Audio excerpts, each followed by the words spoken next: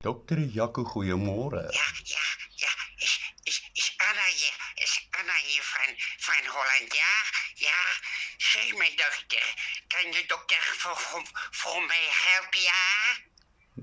Met wie praat ek nou? Is Anna hier van Holland, ja, zeg mijn dokter, mijn poes is baie ziek, ja, kan je mijn poes helpen, ja?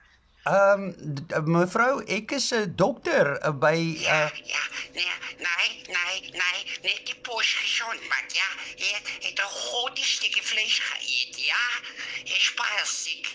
En poes is die baie ziek van, stuk boerenworst, ja. mevrou, ek is nie 'n wet nie, jong.